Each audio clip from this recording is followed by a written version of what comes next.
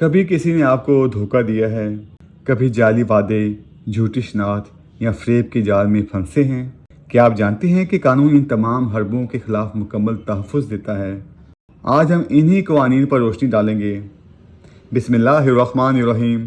السلام علیکم ویورز، میں ہوں آپ کا ہوسٹ راجہ عامر عباس ایڈوکیٹ، اور آج ہم بات کریں گے پاکستان پینل کوڈ کے سیکشنز 415 سے لے کر 420 تک، یعنی دھوکہ دہی کے جرائم، ان کی سزائیں اور روزمرہ زندگی سے جڑی ہوئی حیران کن مثالیں۔ تو چلیں شروع کرتے ہیں بغیر وقت ضائع کیے۔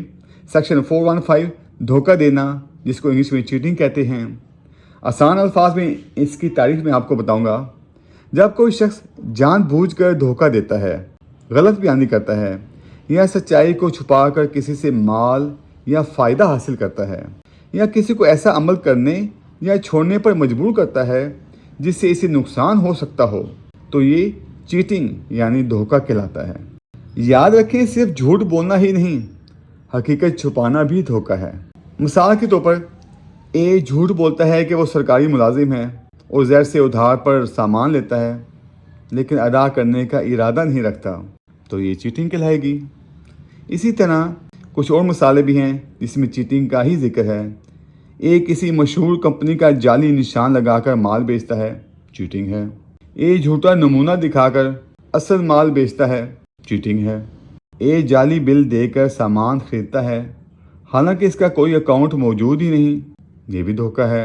اے نقلی ہیرے گروی رکھ کر قرض حاصل کرتا ہے، چیٹنگ ہے۔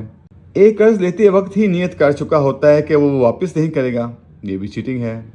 اگر اے مال دینے کا سچا ارادہ رکھتا تھا لیکن بعد میں معاہدہ توڑتا ہے، تو یہ صرف معاہدے کی خلاف ورزی ہے، دھوکہ نہیں ہے، کیونکہ اس ٹائم اس کا ارادہ سچا تھا، دھوکے کا ارادہ نہیں تھا۔ اے جھوٹ بولتا ہے کہ معاہدہ مکمل کر دیا ہے اور رقم وصول کر لیتا ہے، چیٹنگ ہے۔ اے جائیداد پہلے کسی اور کو بیچ چکا ہوتا ہے مگر یہ بات چھپا کر دوسرے کو دوبارہ بیچ دیتا ہے، تو بھی چیٹنگ ہے۔ اس کے بعد ہم آ جاتے ہیں سیکشن 416 پہ، چیٹنگ بائی پرسونیشن، یعنی کہ شخصیت چھپا کر دھوکہ دینا۔ جب کوئی شخص اپنے آپ کو کوئی دوسرا ظاہر کر کے یا کسی اور کی شناخت چوری کر کے دھوکہ دیتا ہے، تو یہ چیٹنگ بائی پرسونیشن کہلائے گا، چاہے جس کا روپ دھارا جائے وہ زندہ ہو یا خیالی ہو۔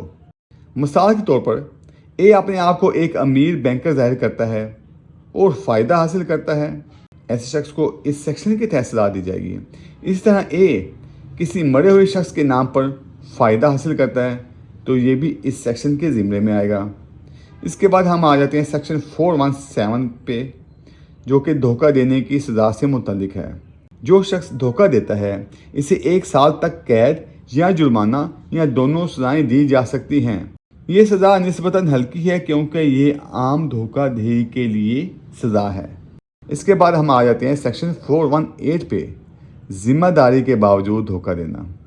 اگر کوئی ایسا شخص جو قانوناً یا معاہدے کے تحت کسی کے مفاد کی حفاظت کا پابند ہو، جان بوجھ کر دھوکہ دے کر اس کو نقصان پہنچائے، تو اسے 3 سال تک قید یا جرمانہ یا دونوں سزائیں ہو سکتی ہیں۔ مثال کے طور پر وکیل کی مثال لے دیتے ہیں۔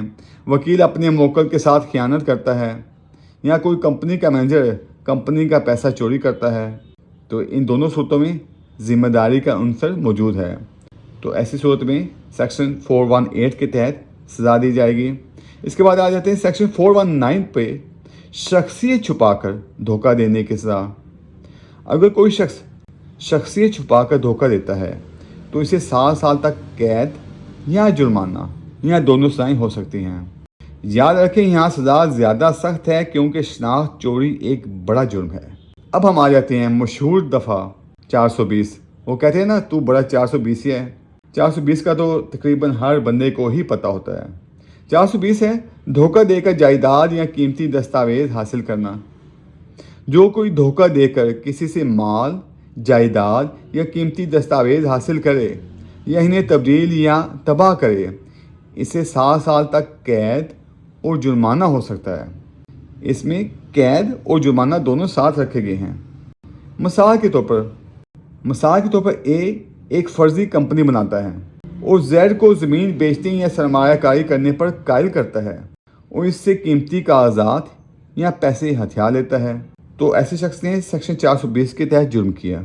اب ہم ان تمام دفعات کا تقابلی جائزہ لے لیتے ہیں، یعنی کہ کمپیریزن کر لیتے ہیں۔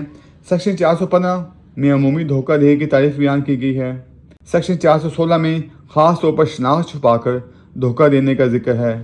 اسی طرح سیکشن 417 میں عام دھوکہ دہی کی نسبتاً کم سزا دی گئی ہے، جیسے کہ آپ نے پڑھا 1 سال قید یا جرمانہ یا دونوں سزائیں۔ اس طرح سیکشن 418 میں خاص طور پر ان افراد پر سختی کی گئی ہے جو قانونی ذمہ داری کے باوجود دھوکہ دیتے ہیں، تو ایسے اشخاص کے لیے 3 سال تک قید یا جرمانہ یا دونوں سزائیں رکھی گئی ہیں۔ اس کے بعد سیکشن 419 میں شناخت چوری کے ساتھ دھوکہ دہی پر سخت سزا رکھی گئی ہے، جیسا کہ آپ نے پڑھا 7 سال تک قید یا جرمانہ یا دونوں سزائیں، جبکہ سب سے زیادہ سزا رکھی گئی ہے 420 پہ۔ 420 میں مال یا قیمتی چیز دھوکہ سے لینے پر سب سے زیادہ سخت سزا ہے، جو کہ 7 سال تک قید اور جرمانہ ہے۔ یاد رکھیں، جتنا بڑا دھوکہ، جتنا زیادہ نقصان، اتنی ہی سخت سزا۔ دھوکہ دینے کی نیت، طریقہ اور نقصان کی شدت سزا کا تعین کرتے ہیں۔ تو ناظرین، آج ہم نے دھوکہ دہی کے ان تمام پہلوؤں کو تفصیل سے سمجھا، خواہ وہ جھوٹ ہو، شناخت چوری ہو یا مال و دولت پر قبضہ۔ قانون ہر طرح کے فراڈ کو روکنے کے لیے تیار ہے۔ یاد رکھیں، علم ہی تحفظ ہے۔ اگر آپ کو یہ ویڈیو پسند آئی ہو تو پلیز اس کو لائک اور شیئر کر دیں، میرے چینل کو سبسکرائب کر دیں، اور ایسے مزید ویڈیوز دیکھنے کے لیے آپ میرے چینل پہ موجود پاکستان پینل کوڈ کے نام سے پلے لسٹ کو واچ بھی کر سکتے ہیں۔ تو آپ سے ملاقات ہوتی ہے نیکسٹ ویڈیو میں۔ اپنا خیال رکھیے گا۔ اللہ حافظ۔